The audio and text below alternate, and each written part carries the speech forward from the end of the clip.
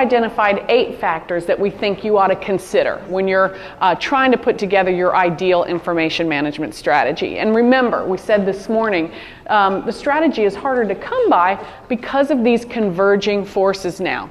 We have more and more information. It is in more and more different forms. It's on mobile devices. We've got a different mentality when it comes to our users now. They're not just document and records management specialists. We've got younger people coming in that are expecting to use the same networking tools that they use in their professional life as they do in their personal life. So that's creating a lot of complexity. And we're still trying to maintain some control while we're empowering our knowledge workers to truly leverage these tools for great things that can be achieved. Some creativity and collaboration to solve some problems. So in doing that, I mentioned that we broke those 8 down and we gave you 8 checklists for each one. So 8 items on a checklist for each one. So this is your 64 item checklist.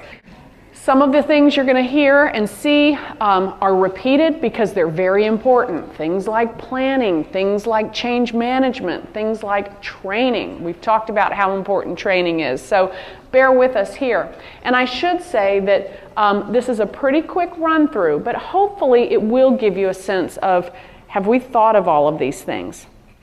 The 8 Factors ebook that we're going to send to you in about a week's time is going to fill in a lot of the blanks and fill in a lot of the detail and give you some more instructional guidance, because I think it's it's very easy for us to make the business case and you kind of go, yeah, I get it, I know, we've got a problem, we've got vulnerabilities, but how? How do we start?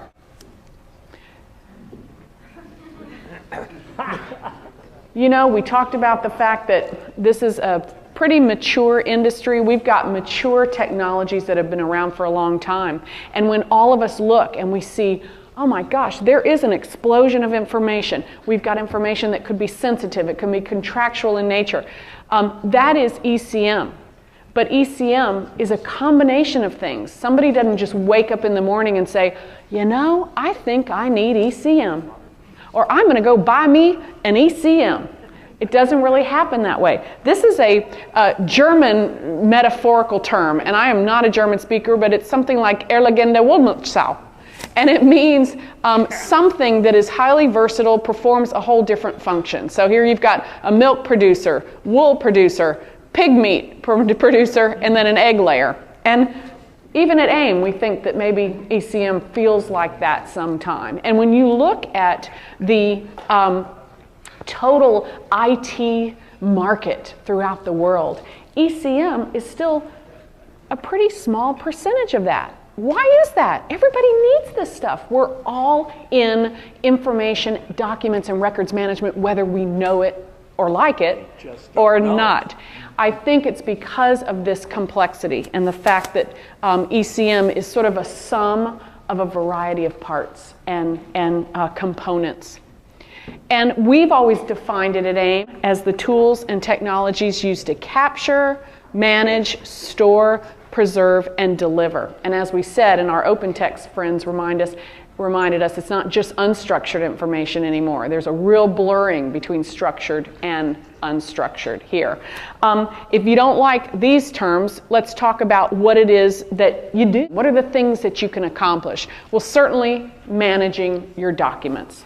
Certainly document imaging. We talked about that. How do you fully extract the information that's on paper and use it not just to make an archive, but to drive an important business process? And we'll talk more about processes in just a minute. Obviously, records management, workflow. How does that same content flow throughout your enterprise and drive a lot of different functionality and a lot of different processes? I always like to give an analogy of the human body and the blood in the human body. And people go, oh, that is just so gross. But when you think about it, the blood is running through your body, it comes to your lungs, it's performing a particular function. It performs a different function in your brain. It's still the same blood or still the same content. And that's sort of the ideal that we want to think about, these information assets, this information content flowing throughout our organizations to drive a variety of things that we're trying to do. And when we talk about processes and productivity, we hope that those things are seamless, right? So here are 8 factors. We're going to talk about platform. Platform is getting more complex. Why? Well, the great news is that we've got tons of choices out there in technology. The bad news is that we've got tons of choices in technology. What we think is probably going to happen is as the consolidations continue, yes, whichever leader, whichever choice you make is very important, and it does have a long tail, because ripping out and starting all over again is not a good idea, and it's not very popular in these economic times, right? But what we hope is that we're getting to a point where those core processes, those niche applications that you're trying to do that are unique to your business, unique to your industry, will actually be platform agnostic. So the platform is hugely important, but we hope that through some of the initiatives around open source and around CMIS. I don't know if you all know what that is. It's Content Management Interoperability Standard, where regardless of where your content resides, regardless of what repositories, applications talk to each other. So, platform, very, very important. A good starting point, we talked about that this morning, is to focus on paper, because so many of our processes are document and content centric, and so much of what we do is still in paper. It is a hybrid world in the collaboration without structure is a waste of time.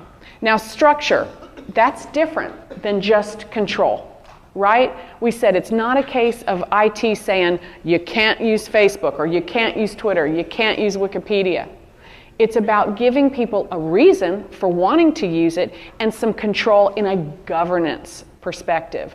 And if you want to truly leverage these new social networking tools, you need to think about them in terms of processes. Because remember what we said, those younger workers expect to use the same tools in their personal life as they do in their business life.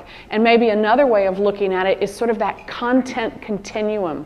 Remember we put the chart up about control, and certainly those of us who've been brought up in the records and document world, the more sort of structured things, we've got control. But the more casual, the more exotic, there isn't. So think about a content continuum and what are the tools that you need to manage that content along the continuum.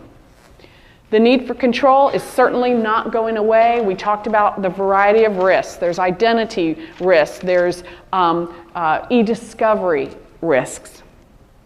In a tight economy, nothing really gets approved unless it can show cost savings and process improvement. How do you realize new efficiencies to compete and to conserve your more limited resources?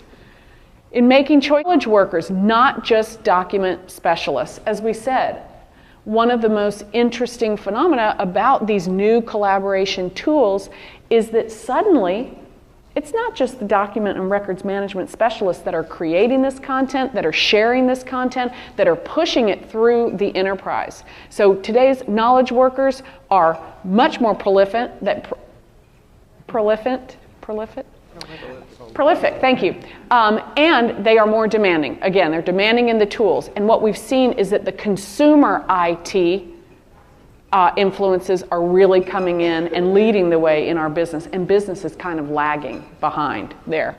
You need a plan, just like anything. That's not unique to ECM. That's any kind of a strategy. You need a plan.